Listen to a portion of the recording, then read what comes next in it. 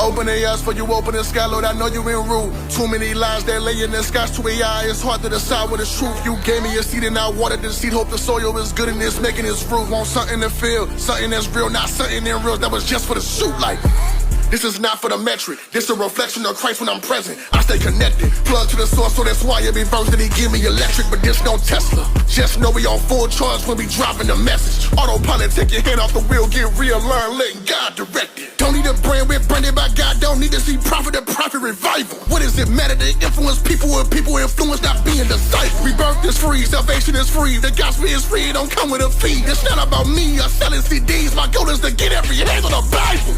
Yeah.